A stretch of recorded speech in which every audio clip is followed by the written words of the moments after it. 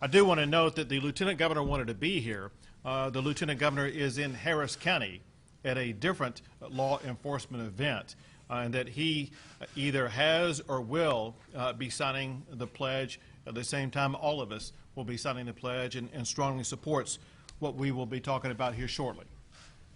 First, however, I do want to make this point, and that is tomorrow we remember 9/11. We will never forget the evil of what happened in the United States of America on that day, but one thing that we will always remember is the way that Americans responded to that evil, especially the way that first responders and law enforcement officers in New York City ran toward danger, risking their lives to save the lives of others.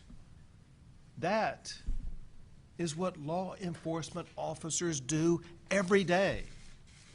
They preserve calm amidst chaos. They step up and provide safety to our communities.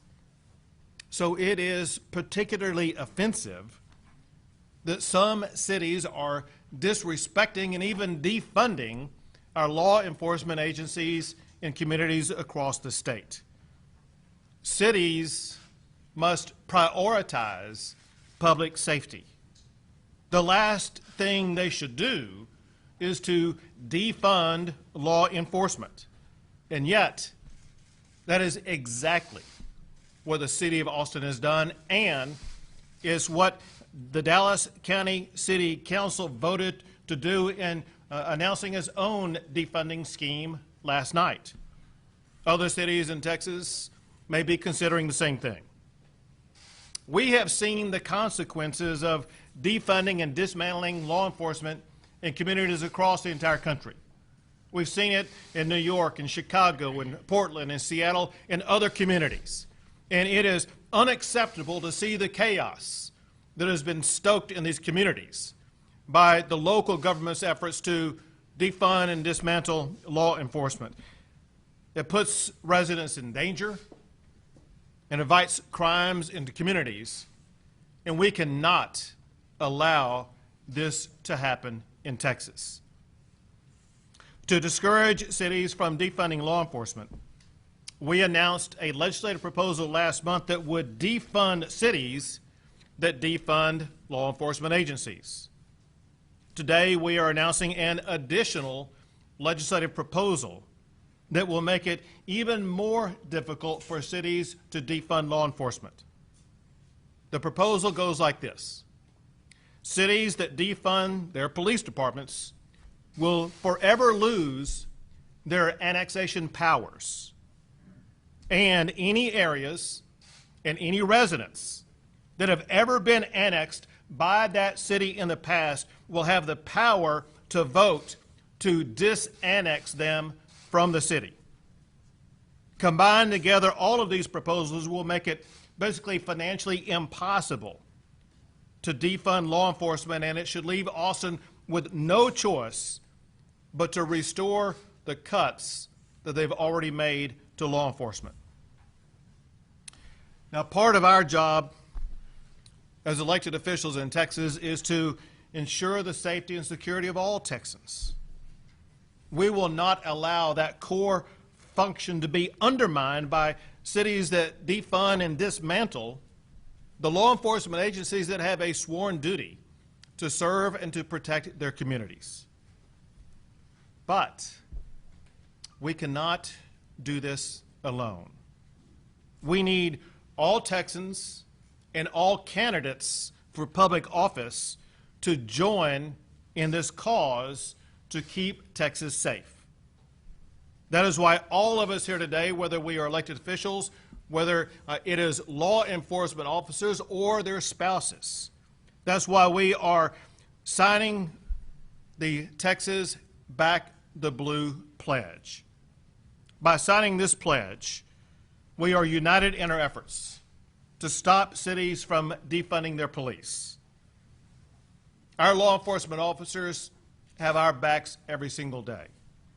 We need to show them that Texans and their elected leaders have their backs too. Speaker Bonham. Thank you, Governor Abbott. I want to thank the governor for leading on this issue. We were in Fort Worth a few weeks ago. He called me personally and said, can you come to Fort Worth? And we've got to do what we can to support the law enforcement in Texas and stop the insanity of cities turning their backs on safety and security in our communities. This pledge today is so vitally important beyond the reasons that people may initially look at. It's important because law enforcement in Texas and across America need to hear from citizens that we appreciate you. We support you. Sign this pledge so you can show that police officer, that law enforcement individual in your community, that you appreciate them putting their life on the line for you and for your family. There's spouses here today. There are very, very few professions in America where you go to work and you may not come home. This is one of them. And shame on any community that would not want to support that profession financially and otherwise. And I could not be more supportive of our law enforcement communities, Governor Abbott's efforts, and he mentioned the Lieutenant Governor who is with us at another law enforcement supporting event at the same time. It is vital that these men and women know we support them, we appreciate them, we thank them. As they protect us, we support them. And it is a pivotal time in our country that they know this defund garbage is simply garbage, and that the silent majority is with law enforcement. And this pledge is an opportunity for that silent majority to let law enforcement know you're with them. Governor, thank you for your leadership. Thank you. General Paxton. So, Governor, I want to thank you. There's probably no more important role that you play and that we play in protecting the citizens of our state. And so I really appreciate you calling attention to this issue. I appreciate your initiative to stop the defunding of police. You know, it's a sad day in our city when law enforcement officers, police officers, have more fear of doing their job than the criminals have fear of doing their crimes. And we need to step up and change that. And I just want you to know, Governor and Mr. Speaker, that my office with our law enforcement officers are committed to doing that. So often we hear the negative stories about law enforcement, and there's no doubt that we have issues to deal with. But we don't hear the stories like I have to deal with when I have to walk into a hospital room and one of my law enforcement officers has been shot 9 times and is about to go into surgery, and the effect that that has on family members and coworkers. Those stories don't get told. And there are thousands of officers, hundreds of thousands of officers around this country and in this state that are literally risking their lives every day, and there's no stories told. We never hear about it. They get up every day. They don't get paid as much as they should, and they get up every day and they risk their lives. And for that, they're told that they're not good and they're not doing the right things. So I stand here with 2 of the great leaders of our state committed to supporting our law enforcement and stopping this ridiculous effort to defund our police. Thank you very much. We are honored to be at the home of the Austin Police Association today, and we thank them for opening up this facility for us. And we have with us as our next speaker the president of the Austin Police Association, Ken Cassidy. Thank you. Would you pull that up right here?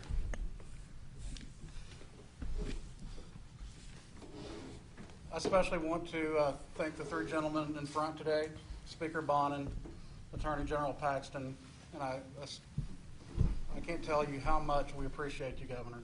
You know, I've been traveling the state over the last 5 years on operations down to Houston and down to Port Aransas when there have been major floods, and you've always been there, and your leadership is appreciated more than you know. The governor spoke earlier about 9/11. The one thing that I want to get across to our community and our elected officials is police officers, firefighters, EMS are always there for the community. We're always there when the bell rings. And now I want to ask the community and our local politicians, state politicians, national politicians to step up and sign this pledge. I think it is brilliant, and it shows your weak leadership and your weak personality if you do not sign this. And I challenge you to sign this pledge and support our law enforcement community all over the state of Texas and in our country. Thank you. Thank you, Ken. And now we have the president of the Women's Association and Patrol Sergeant for the Austin Police Department, Melanie Rodriguez. Good afternoon. I've spent the last 23 years of my life dedicated to protecting the citizens of Austin. I've spent 15 of those years investigating sexual assaults, child abuse, and family violence cases. My third week on patrol after graduating from the police academy, my field training officer was shot right in front of me. The amount of murder victims, DWI victims, and assault victims are too numerous to count. This is not a job for the faint of heart, and the trauma that each officer takes home after years of these types of calls can never be healed. Today, I ask each Texan to stand with law enforcement and sign the Back the Blue pledge. We are the line that stands between safety and chaos, and we need your support. We are sons and daughters, mothers and fathers, husbands and wives. We're your neighbors, and we are not perfect. Each of us has a desire to serve and protect our communities, knowing that we may not come home at the end of the day. During the events of the last few months, our officers have continued to show up every day during the pandemic and during the rioting that began at the end of May. The vitriol and violence officers were met with every day and every night should disgust every citizen of Austin. Our local leaders sat in the comfort and safety of their homes, conducting Zoom meetings to reimagine public safety. Cadet classes were cut. This will impact your safety for years to come. The gang unit was cut in order to bolster patrol because we have no graduating officers to take those positions. The amount of guns and drugs taken off the street by the gang unit every year was staggering. As of January, this will no longer be a priority. This will directly affect the citizens of Austin. The DWI unit was cut in half, which unfortunately will lead to more deaths on our streets. When this comes to fruition, please remember who is directly responsible for this: your local leaders. This is not fear-mongering. This will be reality in Austin. I ask that in November, we reimagine the local leadership in Austin. In order to make change, you must vote and support candidates who would support law enforcement and safety in your city. So please back the blue and vote in November to keep Austin safe for everyone. Thank you. Thank you. And now the president of the Texas Peace Officers Association, Michael Rohn. Thank you, Governor. As president of the Texas Peace Officers Association, I'm here to stand with you today and say, do not defund.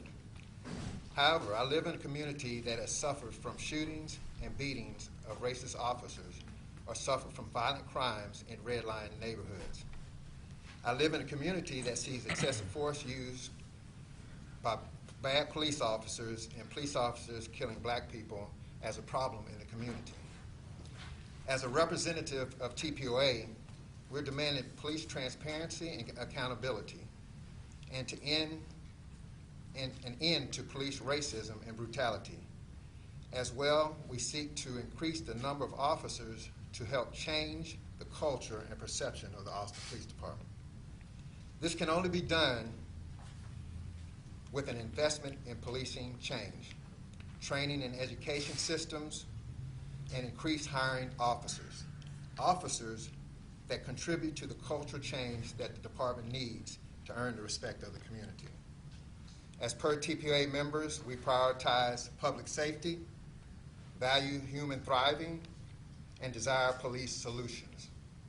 We support using the right amount of force, training racial and ethnic groups equally, and holding officers accountable for misconduct. For all officers are being punished for the actions of those who do not wear the badge with honor. and we should not. Defunding only supports and continues systems that are currently in place. Therefore, defunding is not an option. Thank you. Thank you. And now the wife of an Austin Police Department officer, L.V. Johns. Thank you, Governor, for inviting me to speak today. I'm here on behalf of the Texas Police Spouses Association.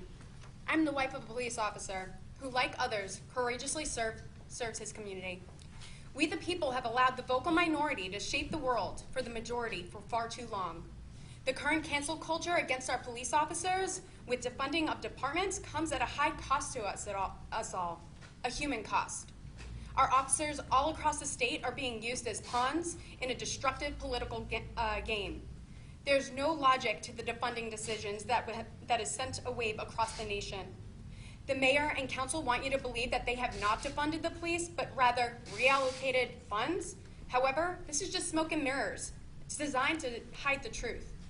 As a wife of a cop, I can tell you that Austin has begun transforming from a cool, weird, family-friendly city into the typical big city plagued with regular shootings, robberies, rapes, murders. But watching the news, you wouldn't know any of this, as the news only reports a fraction of the horrific violence taking place on our streets every day and every night. Defunding the police is defunding the community. Right now, officers across the entire state of Texas are leaving their jobs at an alarming rate. We are in serious trouble, Texas, and we need your help. I invite all people, Democrats, Republicans, independents, all races, genders, cultures, to join together and protect this state. It's time that we all use our voices to speak up as the majority. This is not the time to pick sides, but rather come together. It's time we put an end to this lawlessness and police hate.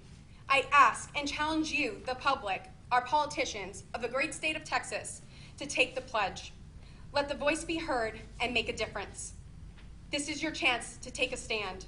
The governor's listening. Take a stand, Texas. If not you, then who? If not now, then when? Thank you.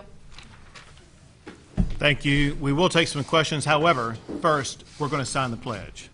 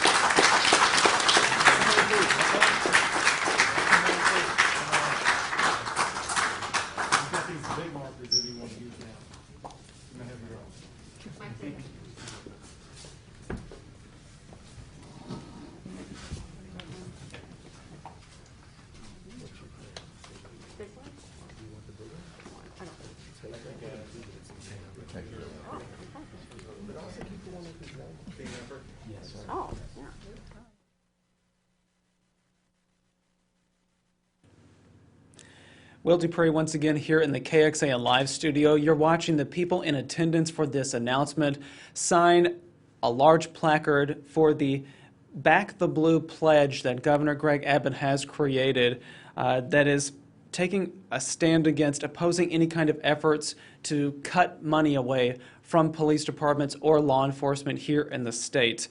As this ceremonial part of this event happens, we await the governor and the attorney general and the House Speaker Dennis Bonnen to take questions here in just a moment from the reporters who are gathered there. So it appears that the signatures may be ending here shortly on this large placard there. We'll show that pledge a little bit closer so you can read the words here in just a moment. Once this concludes, we'll show you that. The Texas Democratic Party has also sent out a statement, and we'll touch on that as soon as they end this event too, to figure out what their response is. Here the governor is taking some questions. Let's take a listen. I define defunding as exactly what the city of Austin has done, exactly what Dallas City Council voted to do last night. Do you feel like there's any compromise here, perhaps even in areas where even police officers might say there are other groups who might be better to respond to certain calls? You know, you need to look at that very carefully, because an example of what I've heard is that maybe it's better for social workers to respond to domestic violence calls. Who can forget what happened a month ago in Cedar Park when police officers showed up to a domestic violence call and they themselves were shot? So you got to be very careful when you start reassigning law enforcement duties to non-law enforcement officers. What are your plans with DPS in the city if the Austin Police Department decides, or if the Austin City Council decides to defund APD? So that is an issue that we are still considering. It has some layers of complexity to it that we need to continue to look at it, but it remains an option on the table.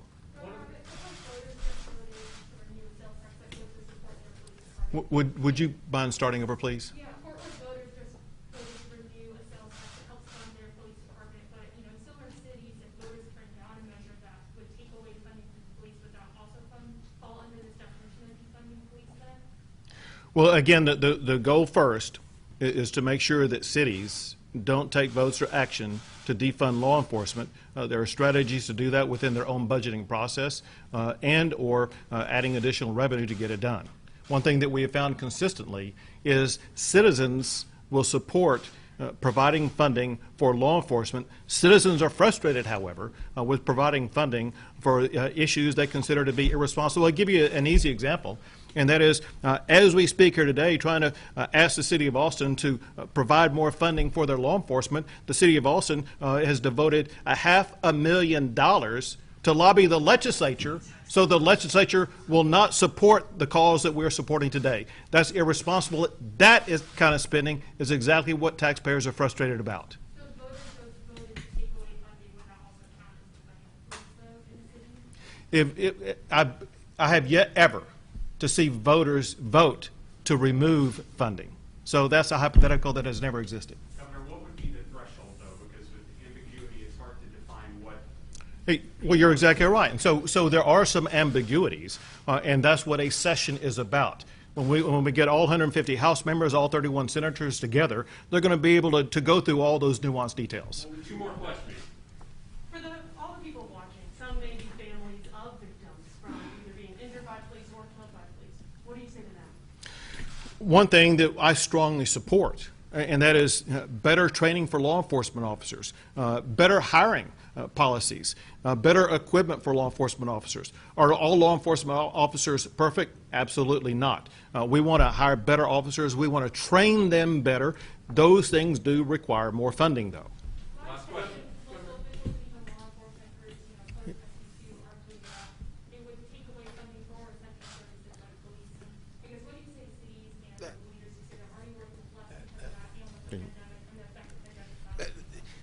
That is exactly what Mayor Adler lobbied the legislature for multiple years, saying that Senate Bill 2 was dangerous and risky because it would require him to reduce his police budget.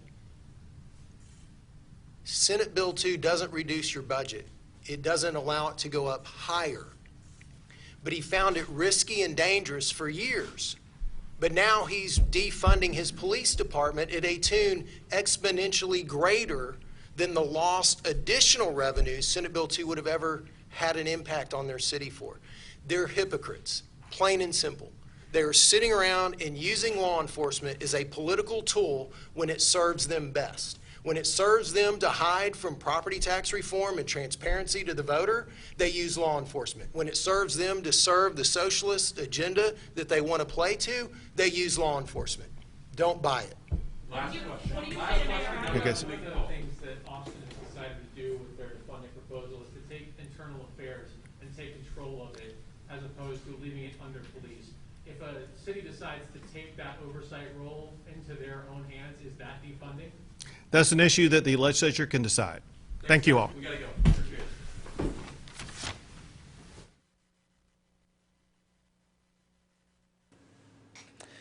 We've reached the conclusion of this particular news conference called by Governor Greg Abbott, Attorney General Ken Paxton, and House Speaker Dennis Bonnen. Other members of the law enforcement community and organizations that represent police officer and law enforcement are standing there behind him, all wearing masks there, and they signed the pledge that the governor has put out there for people and other candidates to decide if they would like to sign as well. While we bring that live signal down, I want to recount what the governor proposed. So there were two big things that came out of this. Number one, they're asking people to sign this particular pledge, and we'll show that and the language in it here in just a moment. But they're also putting forward a legislative proposal that would presumably be taken up by the state legislature next year when the new session starts. This particular proposal that the governor outlined today says that cities that defund their police departments will forever lose their annexation powers. Those were his words. And he went on and says, any areas and any residents that have ever been annexed by that city in the past will have the power to vote to be disannexed from the city. Our reporter, John Engel, who was there covering this particular news conference, asked, what are the specifics of this? I mean, what is it that is considered defunding? What are the levels for that? The governor would not get into specifics in this case. He was saying that that will have to be determined by the legislatures when they meet next year. So again, that is the new plan that the governor has announced today. Additionally, in the past, he had said that he would like to support legislation that would freeze property tax rates for cities that would also defund police, in an attempt to handicap any of those communities that might consider switching up funding in their cities because of what the demands and requests are from the community that have come up after the death of George Floyd and other black people at the hands of law enforcement. The governor is asking people, and put it out on his own campaign website, this particular pledge, it's Back the Blue pledge. And I want to show you the language that he included in that pledge right here. So as you see, he says, I sign this Texas Backs the Blue pledge to oppose any efforts to defund the police and to show my support for the brave law enforcement officers who risk their lives to protect and serve. It goes on from there. In response to this, so the governor announced this particular pledge yesterday, put it out there so that people could sign it if they would like to, and just a few moments ago you saw all those officials who were gathered put their names on this big ceremonial placard with that particular pledge. The Texas Democrats have come out with their own pledge in particular. And before we show that, I also want to share a statement that the executive director of the Texas Democratic Party sent out just a little bit earlier today. He called what the governor was doing today a political stunt, and his statement goes on. Manny Garcia, the executive director, saying, Greg Abbott knows Texans are fed up with his mishandling of the coronavirus pandemic, so he tries a tired old trick to change the subject and manufacture fear. He's desperate to change the narrative. That, again, is from the Texas Democratic Party's executive director, Manny Garcia, and their pledge that came out today is the Texas First Pledge, and it goes on to discuss and ask people to sign and support these particular issues that were brought up in their minds. So I'll defend the millions of Texans with pre-existing conditions and condemn the lawsuit that would rip health care away during a pandemic. I'll defend our public health. I'll defend the regular Texans' ability to recover from the pandemic. I'll defend Texas children's rights to a safe, quality education, and it goes on from there. So both sides are kind of jockeying on this particular issue, and while the governor and some of the Republicans who were gathered there in that particular room just a moment ago are saying they stand with law enforcement, the Democrats are also taking their side on this particular issue too. Now, we are looking into this and delving into it for further depth and stories, and you can tune into your local news station from Nexstar, our company here, to find out the latest from this proposal. Again, these are just proposals announced today. Of course, the state legislature would have to take it up, vote upon it, and then the governor would have to sign it into law. So this is far from over, this discussion, and we will, of course, keep following it. For now, I'm Will Dupree here in the KXAN Live studio in Austin. We'll see you back here another time. Please, everyone, stay safe and healthy, and we will talk to you very, very soon. Take care.